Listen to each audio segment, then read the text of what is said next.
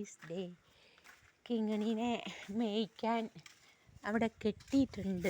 അപ്പോൾ ഗർഭിണി പ്രഗ്നൻ്റ് അല്ലേ, അധികം സൺലൈറ്റ് കൊള്ളുന്നത് മോശമല്ലേ. അപ്പോൾ അവളെ ഇങ്ങ് കൊണ്ടുവരാം. അവളുടെ ഭാവ വ്യത്യാസങ്ങളൊക്കെ നമുക്ക് കാണാം. മഴ വരാൻ പോകുന്നുണ്ടെന്ന് തോന്നുന്നു. ഈ കുട എടുക്കുന്നത് എന്തിനാന്ന് ചോദിച്ചാൽ പെട്ടെന്ന് സണ്ണ് ചിലപ്പം ചതിക്കും, മഴ പെയ്യും, അപ്പം നനയല്ലല്ലോ. അപ്പോൾ കിങ്ങിണീനെ കൂട്ടിയിട്ട് വരട്ടെ. അവൾ പെട്ടെന്ന് വരത്തൊന്നുമില്ല. അവൾക്ക് ഇഞ്ചക്ഷൻ തീറ്റി 4.5 മന്തിലും കൊടുക്കണം. അത് 2-3 ദിവസം കൂടെ കഴിഞ്ഞിട്ട് കൊടുത്താൽ മതി എന്ന് വിചാരിക്കുന്നു. എനിവേ, അവളുടെ ഇമ്മ്യൂണൈസേഷൻ, അവൾ ഓൾറെഡി ഇമ്മ്യൂണൈസ്ഡ് ആണ്.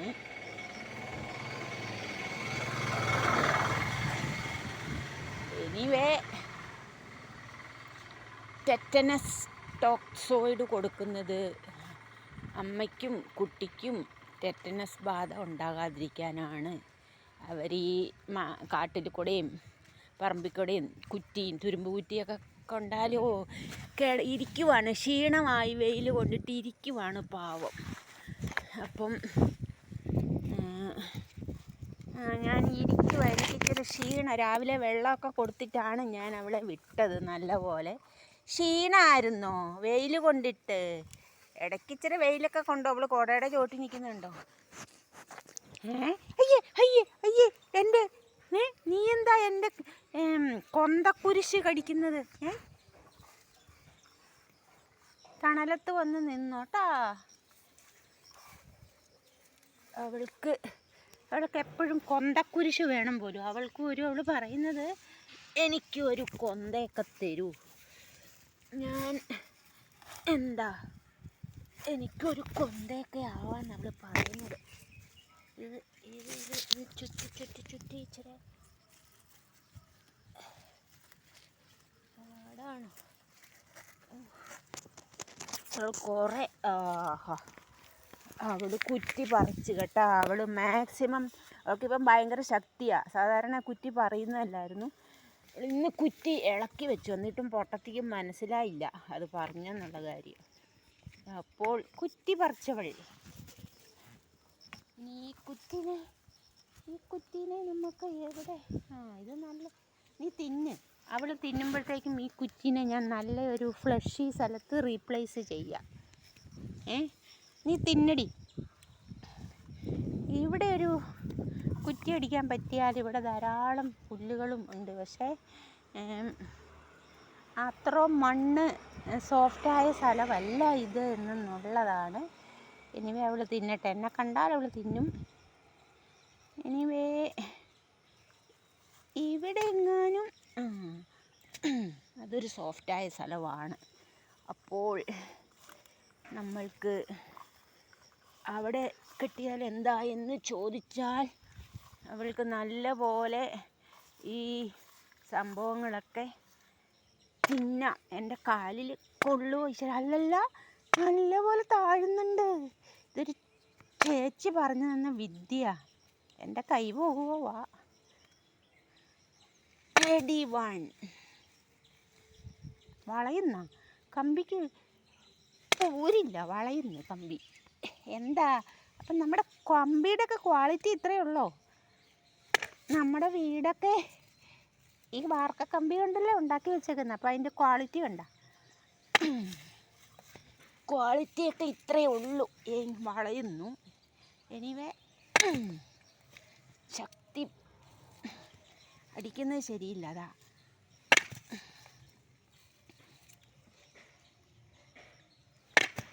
അത് അടിച്ചിരുന്നത് ശരിയില്ല. നീറ്റാന്ന് ഇങ്ങനെ പിടിച്ചോണ്ടടിക്കണം. നമുക്കറിയില്ലല്ലോ ഇതൊന്നും. നമ്മൾ ഈ പണിയൊന്നും ചെയ്തിട്ടുള്ളവരല്ലല്ലോ. നമ്മുടെ പണി ഇതല്ലായിരുന്നല്ലോ. സർക്കാർ ഓഫീസിൽ ഇരുന്ന് നടന്നു ഉള്ള പണിയായതുകൊണ്ട് ഈ പണിയൊന്നും അത്ര പരിചയമില്ല. മറ്റേത് കുട്ടിക്കാലത്ത് നെല്ലിയിൽ കെട്ടിവെച്ച് ഇരുന്ന് പഠിക്കുന്നു. Okay, success, mission success. ഇവിടെ കെട്ടിയാൽ എന്താണെന്ന് ചോദിച്ചാൽ അവൾക്ക് ഈ പ്രദേശത്തുള്ളതെല്ലാം തിന്നാൻ പറ്റും. അപ്പോൾ അവൾ ഇവിടെ കുറേ എന്നതാ തൊട്ടാവാടികളുണ്ട്, അതും തിന്നാം. അത് തൊട്ടാവാടി വളരെ ന്യൂട്രീഷ്യസ് ആണെന്നാണ് പറയുന്നത്. അപ്പോൾ അത് തിന്നാൽ അവർക്ക് നല്ലത്. എനിഹൗ നമ്മുടെ കുറ്റി അങ്ങനെ റെഡിയായി. ഇനിയിപ്പം എപ്പോഴും അവിടെ കുറ്റിയിലാഞ്ഞിട്ട് വിഷമിക്കണ്ടല്ലോ. ഇനി അടുത്തൊന്നും ഈ കുറ്റി പറിക്കാൻ അവളെ കൊണ്ടാവില്ല. യെസ്, ഈ വലിയ ചെരുപ്പിടുന്ന ഈ കാല് കവർ ചെയ്ത് ചെരുപ്പിടുന്ന എന്താണെന്ന് ചോദിച്ചാൽ, ഈ പുല്ലിനകത്തൂടെയൊക്കെ നടക്കുമ്പം സൂക്ഷിക്കണം. എന്താണെന്ന് ചോദിച്ചാൽ നമ്മുടെ ഇഴജന്തുക്കളൊക്കെ എല്ലായിടത്തും കാണില്ലേ. അപ്പോൾ നമ്മൾ വിഡ്ഢികളാകരുത്, ബോധത്തോടെ നമ്മൾ പെരുമാറണം. എങ്കിൽ കൂടെയും ചിലപ്പോൾ നമ്മൾ എത്ര വലിയ ബോധത്തോടെ പെരുമാറിയാലും ആ സമയത്ത് വരാനുള്ളത് വരും എന്നൊക്കെ പറയുന്നു. എങ്കിലും നമ്മൾ മാക്സിമം ശ്രദ്ധിക്കുക. ഞാൻ ആ റോട്ടിൽ പോയി നിൽക്കട്ടെ, അവളെന്താ ചെയ്യുന്നതെന്ന് നോക്കാം. ഞാനിങ്ങോട്ട് വരുമ്പം അവളെന്താ ചെയ്യുന്നതെന്ന്, അവളെ തണലത്തേക്ക് മാറ്റി കെട്ടാനാണ് ഞാൻ വന്നത്. പിന്നെ അവൾക്ക് കണ്ടോ ആ വെയിലൊന്നും വലിയ പ്രശ്നമല്ല. ഞാൻ വന്നതിൻ്റെ ഉഷാറിലാണ് ഞാൻ വന്ന. അവൾ തിന്നു, വെയിലും ഇല്ല മഴയില്ല. കണ്ട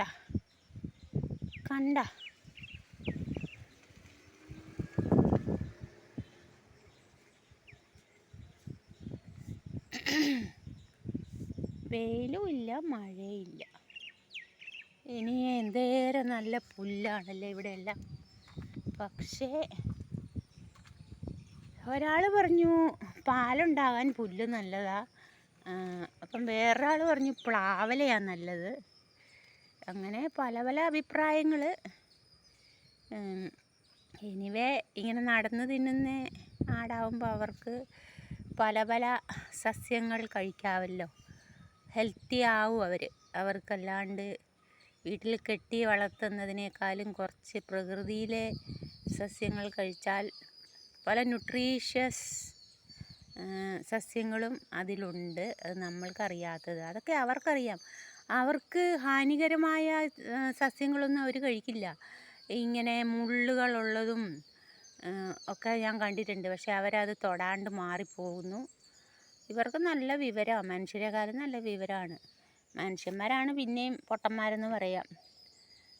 നമ്മളാണ് ഈ മൊബൈലും അതും വെച്ചുകൊണ്ടിരിക്കുന്നത്. അവരവരുടെ കാര്യം നോക്കുന്നു. അതാണ് കഥ. പ്രകൃതിയിലെ ജീവജാലങ്ങൾക്കെല്ലാം നല്ല ബുദ്ധിയാണ്. മനുഷ്യന് ബുദ്ധിയൊക്കെ കുറഞ്ഞു വരുക ഇന്ന്. അതുകൊണ്ടാണ് മെഷീനെയും മറ്റുള്ള കാര്യങ്ങളെയൊക്കെ ഡിപ്പെൻഡ് ചെയ്യുന്നത്. പക്ഷേ കാലത്തിനനുസരിച്ച്, കോലം എന്ന് പറയുന്ന പോലെ കാലത്തിനനുസരിച്ച് ഫ്ലാറ്റിലും മറ്റും ജീവിക്കുന്നവർ പിന്നെ മൊബൈലും ഒക്കെ നോക്കിയിരിക്കാതെ എങ്ങനെ ടൈം പാസ്സാകുന്നല്ലേ. അതിനും നമ്മൾക്ക് വേറെ വഴികൾ കണ്ടുപിടിക്കാവുന്നതാണ്. ഞാനതല്ലേ ടൈം പാസിന് വേണ്ടി ഇവളെ ഇറക്കിയിരിക്കുന്നത്, കിങ്ങിണീനെ ഇറക്കിയിരിക്കുന്നത്. കിങ്ങിണി ഒരു ടൈം പാസ്സാണ്. കിങ്ങിണി ഒരു ടൈം പാസ് തന്നെയല്ല, ഒരു ബെനഫിഷ്യറി കൂടിയാണ്. ആണ്ട വരുന്നുണ്ടോ? ഞാൻ പോകുന്നെന്ന് കാണുമ്പോൾ അവൾ വരുമോ ഇല്ലെന്ന് നോക്കാമല്ലോ.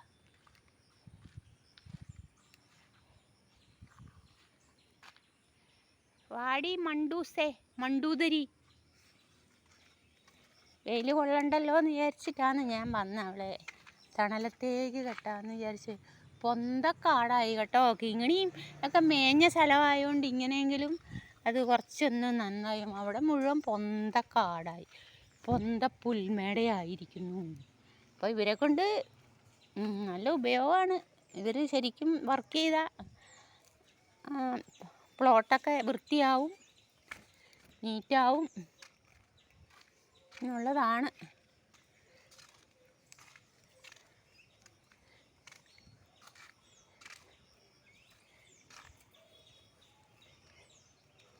അവൾ തിന്നട്ടെ.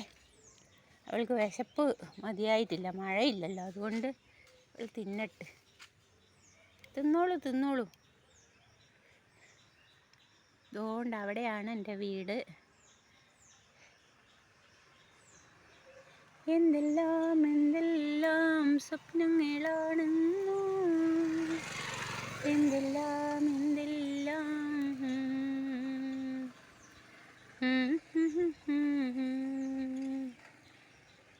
പണ്ട് സ്കൂളിൽ ചെറിയ ക്ലാസ്സിൽ ഒരു സാറ് എന്നെ കാണുമ്പം പാടുമായിരുന്നു, മേരിക്കൊണ്ടൊരു കുഞ്ഞാട്, മേനി കറുത്തൊരു കുഞ്ഞാട്, പാൽനുര പോലെ വെളുത്താട്, പഞ്ഞി കണക്കെ മിനുത്താട്.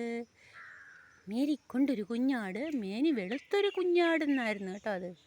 ഞാനിപ്പോൾ ഇത് മേനി കറുത്തൊരു കുഞ്ഞാടെന്നങ്ങ് തർജിമ ചെയ്തതാണ്. അവൾക്ക് ചൂടൊന്നും വെയിലൊന്നും പ്രശ്നമല്ലാണ്. ഞാൻ വലിയ ഇതിൽ വെയിൽ കൊള്ളണ്ട, പ്രഗ്നൻ്റ് ലേഡിയല്ലേ എന്നൊക്കെ വിചാരിച്ച് വന്നതാണ്. പക്ഷെ അവൾക്ക് നെവർ മൈൻഡ് എന്ന് പറഞ്ഞാൽ ഈ കുട്ടി യൂട്രസിനുള്ളിലല്ലേ കിടക്കുന്നത്, യൂട്രസിലേക്ക് ചൂടൊന്നും ഏൽക്കില്ല. അമ്നോട്ടിക് ഫ്ലൂയിഡിനകത്താണ് കുട്ടി കിടക്കുന്നത്. പക്ഷേ അമ്മയ്ക്ക് ക്ഷീണം വരും ഈ ചൂട് കൊണ്ടാൽ. അതുകൊണ്ടാണ്. അപ്പം ആ ക്ഷീണം കുട്ടീനെ അഡ്വേഴ്സായിട്ട് ബാധിക്കാതിരിക്കാനാണ് ഞാൻ വന്നത്. പക്ഷേ ഇവർ ഉഷ്ണരക്ത ജീവികളാണെന്നാണ് പറയുന്നത്. ഇവർക്ക് ചൂടാണ് തണുപ്പിനേക്കാളും മഴയേക്കാളും നല്ലതെന്നാണ് പറയുന്നത്. എടി അവിടുന്ന് വീഴുപടി, അതൊരു തിട്ടയാടി, മതിൽ പോലെയാടി, നീ നിൻ്റെ കുഞ്ഞിയും കൂടെ മറിഞ്ഞ് വീഴും കേട്ടാ. എല്ലാം അറിയാം, പക്ഷേങ്കിലും ഇപ്പം മറിഞ്ഞു വീണാൽ എന്താ സംഭവിക്കുക? അബ്രപ്ഷ്യോ പ്ലസൻ്റ ആവും. ഒരു ഹൈറ്റിൽ നിന്ന് ഒരു പൂർണ്ണ ഗർഭിണി മറിഞ്ഞു വീണാൽ ചിലപ്പം അബ്രപ്ഷ്യോ പ്ലസൻ്റ ആവും. Abruptio placenta means placental rupture. Placental rupture ആയാൽ ബ്ലീഡിങ് ആവും. It's a bad condition in human beings also. ഇപ്പം പെട്ടെന്നൊരു പ്രഗ്നൻ്റ് ലേഡി എല്ലാം ഉണ്ടങ്ങ് തെന്നി വീഴുക, ഒരു 7 months ഒക്കെ ആയത്. അപ്പോൾ അബ്രപ്ഷ്യോ പ്ലസൻ്റ ആകാൻ ചാൻസസ് ആണ്. അപ്പോൾ രോഗിയിൽ എന്താ സൈൻസ് ആൻഡ് സിംറ്റംസ് എന്ന് ചോദിച്ചാൽ ബ്ലീഡിങ് ഉണ്ടാകാം, അങ്ങനെ ചിലപ്പം അംബ്ലിക്കൽ കോഡൊക്കെ പുറത്തേക്ക് വന്നാൽ കോഡ് പ്രൊലാപ്സ് ഉണ്ടാകാം. അപ്പോൾ ഒരു ക്വസ്റ്റ്യൻ ചോദിക്കട്ടെ, how will you manage cord prolapse if a patient come with cord prolapse? അപ്പം എന്താ ചെയ്യാന്ന് ചോദിച്ചാൽ ആദ്യം പേഷ്യൻറ്റിനോട് പറയും, ഡോണ്ട് വറി, ബി പേഷ്യൻറ്റ്, പേടിക്കണ്ട, സമാധാനമായിരിക്കൂ, എല്ലാത്തിനും ട്രീറ്റ്മെൻ്റ് ഉണ്ട്. കോഡ് പ്രൊലാപ്സ് ഉള്ള പേഷ്യൻറ്റിനെ ഫുഡ് ആൻഡ് റൈസ് ചെയ്തൊരു എക്സാമിനേഷൻ കോട്ടിൽ കിടത്തുക. പിന്നെ internal examination not advisable. Foot end raise ചെയ്യുക. പിന്നെ nursing care is very important. Medical management is also very important. Automatically, if it is an emergency and the baby is near to term, so don't try for normal delivery. Yeah, she is also standing in the edge of the madil. That is an itta. Please go back. ഞാൻ പറഞ്ഞിപ്പം നീ abruptio പ്ലസൻ്റയിലേക്ക് വരും. അപ്പം code prolapse വന്നാൽ immediately if the baby is mature, CS cesarean section is advisable. At the time being we can give some remedy, that is food and rice ചെയ്യുക. Don't do examination using fingers or hand, that is PV. overall make the patient comfortable. That is why the situation not become bad. Okay, അതുകൊണ്ട് നീയും ഈ ഇട്ടത്തേക്ക് വന്നിട്ട് താഴേക്ക് ചാടിയിട്ട് അബ്രപ്ഷോ pleasant ഒന്നും ആക്കണ്ട. You go. അവൾക്കറിയാം, പക്ഷെ മണ്ണിടിയും നനഞ്ഞിട്ടുള്ളതായതുകൊണ്ട് ഞാൻ അപ്പോൾ എന്താ ചെയ്യണ്ടേ, ഞാനങ്ങ് മൂവ് ചെയ്യാം. അപ്പോൾ അവൾ വരാൻ ചാൻസ് ഉണ്ട്, നോക്കാമല്ലോ.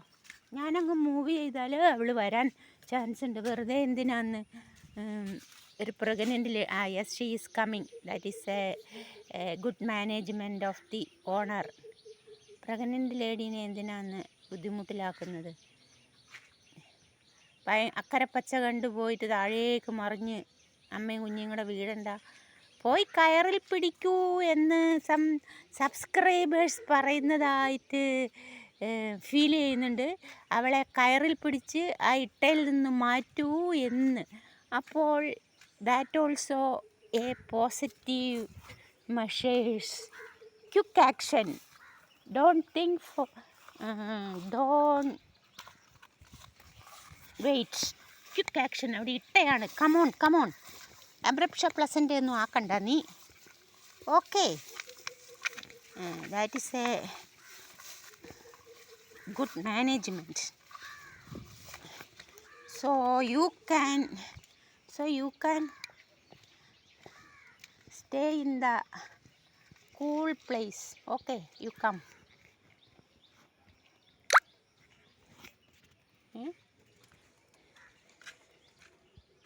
Ba, come on,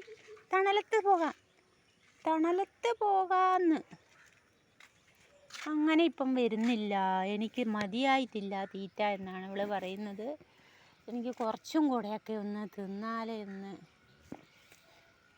ഇപ്പം മഴയൊന്നും ഇല്ലല്ലോ, ഒന്ന് കുറച്ചും കൂടെ ഒന്ന് തിന്ന് വിശപ്പൊക്കെ ഒന്ന് അടങ്ങട്ടെ എന്നാണ് പറയുന്നത്. അവൾക്കല്ല തീരുമാനം, അവളുടേതായ തീരുമാനമൊക്കെയാണ്. എങ്കിൽ കൂടെ നമ്മൾ ഗ്യാസ് കയറ്റിയ വണ്ടിയാണ് വരുന്നത്. ഇപ്പോൾ ഒരു കാര്യം ഞാൻ മനസ്സിലാക്കിയത്, ഇപ്പോൾ എല്ലാവരും ഗ്യാസ് കൺട്രോൾഡായിട്ട് ഉപയോഗിക്കാൻ പഠിച്ചിരിക്കുന്നു. അവർ ബദൽ സംവിധാനം കുക്കിങ്ങിന് പലരും ചെയ്യാൻ തുടങ്ങിയിട്ടുണ്ട്. അപ്പോൾ അത് ഗ്യാസ് കൊണ്ട് നടക്കുന്നവർക്കും ഗ്യാസ് ഏജൻസിക്കും ഒരു ചെറിയൊരു അടിയാണ്. പ്രകൃതിയിൽ പ്രശ്നം വരുമ്പോൾ മനുഷ്യർ ബദൽ സംവിധാനം നോക്കുന്നതാണല്ലേ കിങ്ങിണി. അതുകൊണ്ട് അതിൽ വിഷമിക്കാനൊന്നുമില്ല എന്നാണ് പറയാനുള്ളത്. ബദൽ സംവിധാനം എല്ലാ കാര്യത്തിലും നല്ലത്. അതിലേക്ക് കയറി നടന്നാൽ നല്ല വല്ല മൂർഖനോ മറ്റോ ഉണ്ടാവും എൻ്റെ കുട്ടി. മൂർഖൻ പാമ്പൊക്കെ ഇവരെ കടിച്ചാൽ ഇവർ മരിച്ചു പോകില്ലേ? അതിനെക്കുറിച്ച് എനിക്കറിയില്ല. അതുകൊണ്ട് അധികം ഇതിനകത്തൊന്നും പോകണ്ട, മതി. ഓപ്പൺ സ്പേസിൽ നിന്ന് വല്ലതും തിന്നാൽ മതി. മഞ്ഞു പെയ്യും കാലം ഈ മനസ്സുറങ്ങി, ഈ അവിടെ വല്ല പാമ്പൊക്കെ കാണും. ഇങ്ങോട്ട് വാടി. ഈ റോട്ടിൽ നിന്നിട്ട് തിന്നുന്ന തീറ്റ മതി. അവിടെ ഭയങ്കര ബുദ്ധിമുട്ടുള്ള സ്ഥലത്തേക്കൊന്നും പോകണ്ട. വരൂ, ഇച്ചിരി തണൽ. അവൾ വരുന്നില്ല, അവൾക്ക് തീറ്റ പോരാന്ന്. വയറ് നിറഞ്ഞ വീട്ടിൽ കൊണ്ടേ അങ്ങ് കെട്ടാമായിരുന്നു. എന്തോ ഇച്ചിരി മഴ മാറി നിൽക്കുന്നുണ്ട്. കർക്കടകത്തിലെ മഴ, വെയിൽ വരുന്നുണ്ട്.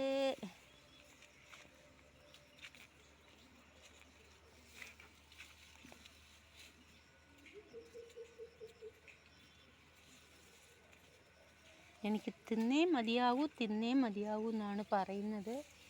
അവിടെ എന്താ ഒരു പുക? അയ്യോ പുകയല്ല, അടുത്ത വീട്ടിലെ വണ്ടി സ്റ്റാർട്ടാകുന്നതിൻ്റെ പുകയാ. മൈ ഗോഡേ. ഏതായാലും എൻ്റെ വണ്ടിയൊന്ന് സ്റ്റാർട്ട് ചെയ്യുമ്പോൾ അങ്ങനെ പുകയില്ല. എൻ്റെ കുറച്ച് എർട്ടിക 2013 മോഡലാണ്, 2015 വാങ്ങിയേക്കുന്നത്. എൻ്റെ വണ്ടിക്ക് അങ്ങനത്തെ കുഴപ്പമൊന്നുമില്ല. അയ്യോ, ഇങ്ങനെ പുകയൊക്കെ വരുന്ന വണ്ടി എന്നതാ എയർ പൊല്യൂഷനാണ് തരുന്നതല്ലേ.